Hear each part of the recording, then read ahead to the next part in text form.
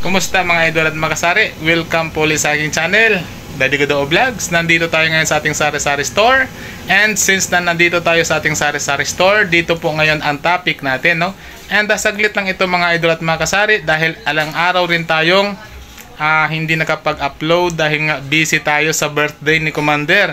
Nung nakaraang araw hanggang ngayon ay talaga naman na napapagod pa tayo.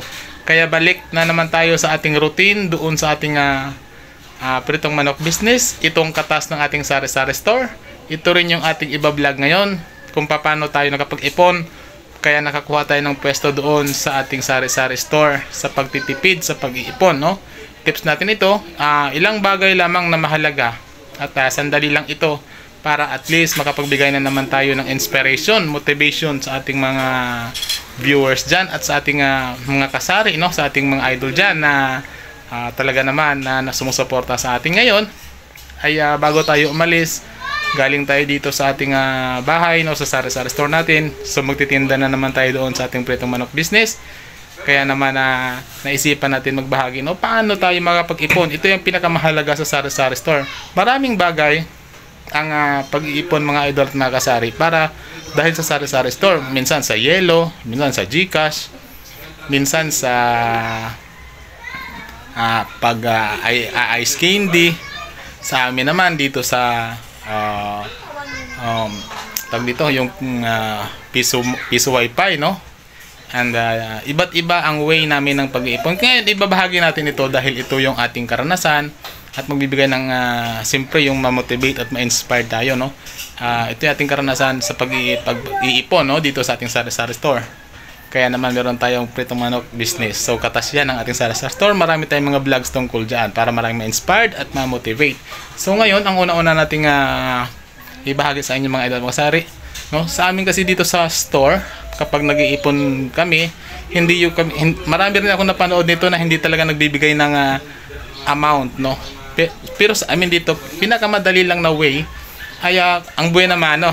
Maliban na sa buenas ang buena mano, pero kapag may 1,000 na buena mano, hindi namin inuubos lahat yun. Kinukuha na lang namin ng 200, 100, 500, depende kung malaki ang benta.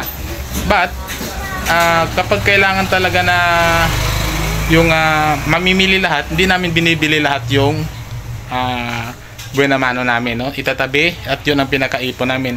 May mga vlog ako tungkol dyan na nailagay ko sa yung tinutupi namin. Tapos hindi namin ginagasta at hindi namin tinatabi lang namin yun. Yun yung aming ginagawang buena mano. Dahil ako naniniwala pag buena mano, buenas sa umaga. Kaya naman ay naisipan ko itong ibahagi to inspire at motivate. Kasi sa sari-sari store napakarami nga. Sinabi ko kanina, napakarami na talaga ng way sa ating mapapanood yung mga alkansya, yung mga pero ito sa amin sa buena mano. And maliban pa dyan yung aming way sa pag-ipon, yung hindi tayo basta-basta yung kumukuha. Mahalaga kasi mga idol masari yung kukunin natin yung baon ng mga anak natin. So napakalaki, merienda natin nandito, mga sibuyas, mga bawang nandito, mga itlog, kukuha lang tayo rito. Tulad ng ating pwesto ay nasa bahay lang. So madaling maubos kapag hindi tayo marunong, madali tayong malulugi, hindi natin mamamalayan. Pero nag-iipon tayo, tapos ang inipon natin ilalagay na naman natin dito, akala natin dinagdag, pero binalik lang din yun paulit-ulit. Kaya wala tayong yung ipon natin, binalik lang din natin dito, pinamili lang din natin. Maraming ganito mga idol mga sari na nag-ipon, pagkatapos ipunin, ibabalik dito sa sari-sari store, ipamamili. So dapat tulad sa amin may investment, di naman yung ayun, at may bumili lang mga idol at mga kasari, no? Kaya naman ay continue tayo, no? Marami kasing way na pag-iipon tulad niyan ay nag-iipon tapos gagawing pahunan na naman ulit. Sa amin pinaghirapan namin na makaipon, then mag another business tayo, another source of income tayo mga idol masari. Kasi tulad nito sa sari-sari store, hindi mo masasabi. Napanood ko nga kay Idol Lionel na 97 vlog, no, na napakarami na sa kanilang nagaya ng magsari-sari store. Ganon din na kami nito noon. Kami lang din ang may sari-sari store at malaki yung akin. Punong-puno ito noon. Nakita nyo naman sa mga previous vlog ko. Kaso pinasok na rin tayo ng mga wholesaler na malalaki talaga. May mga branches na sila, madami silang branches. And dyan may mga dali na. So unti-unti na tayong humina, kaya babalik na tayo sa wholesale and retail, pero hindi tayo nag-i-stock dahil nga hindi talaga tayo lumakas na tulad ng dati, no? Kaya naman ito ay binabahagi ko na mas maganda na makapag-ipon, hindi ibabalik na pamamimili na naman. Wala rin, hindi rin ipon yon mga idol, mga kasari. Ay mas maganda na invest natin sa other source of income. Kaya kung maging mahina man yung sari-sari store, ay iba na naman. Meron tayong ibang source of income. Kasi darating ang panahon, hihina talaga. And hindi naman mga iba, darating ang panahon, lumalakas eh. So hindi natin masasabi ang business, hindi natin masasabi ang sari-sari store. Hindi natin masasabi ang negosyo. Kaya nga, ay ginawa ko itong vlog na ito. No?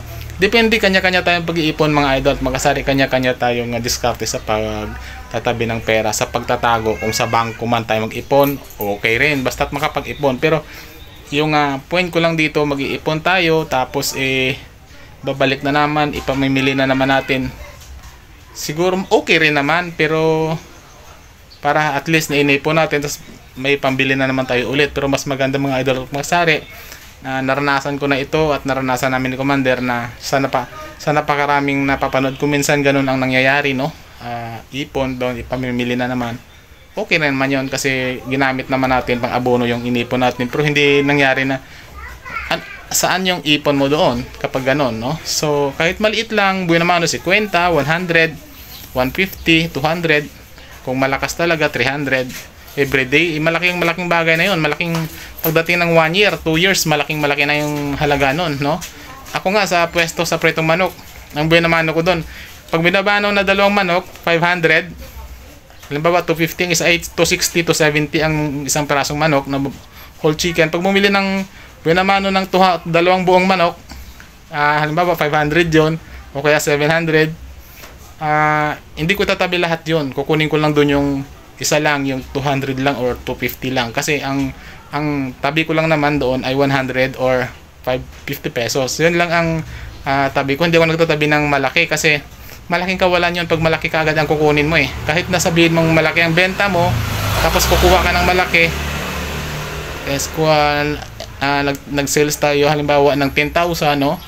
And kukuha tayo ng 1,000, malaking bagay na yun mga idol. Kasi sa negosyo kasi mahalaga yung cents, mahalaga yung piso, mahalaga yung bawat sentimo sa negosyo. Kaya naman ay maging tayo dyan, no? Aware tayo sa pag-iipon na ganon. Kasi mag-iipon tayo tapos pamimili na naman natin ulit. Hindi naman ipon yun. Inipon mo lang tapos bibili na naman. Dapat pag-ipon tayo para sa other source of income. Tulad nung sa amin sa motor, bibili ka ng motor, no? Pakinabangan mo, ma-service mo. And magiging maalwan yung buhay mo para sa pag-service papunta pabalik, no? And isang investment din, kahit na tumatagal, nagiging mura lang, pero at least nagamit mo na siya, no? So yun ang aming ginawa, no? Ipon kahit maliit lang mga idol. Maraming way ng pag-iipon eh. Minsan sa pag-iipon nga dito sa bahay, kanya-kanya kaming alkansya, no? May alkansya yung tatlong bata, may dalawa kami ni Commander. Ang sa amin sa sa labas ang pag-iipon namin dalawa, pero hindi lagi-lagi yun, kasi pag lagi-lagi mangungulanto yung ating tindahan, sinasabi nga natin, no?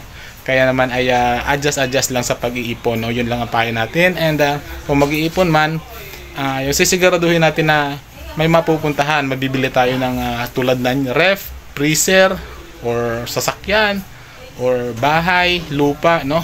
Or kung hindi naman talaga kaya, yung mga ano lang, yung dagdag tayo puhunan dito sa sari-sari store, no? Dadagdag, hindi yung ibabalik lang natin yung puhunan natin, no? Yung tinago natin, ibabalik lang din natin, hindi, idadagdag natin yung puhunan.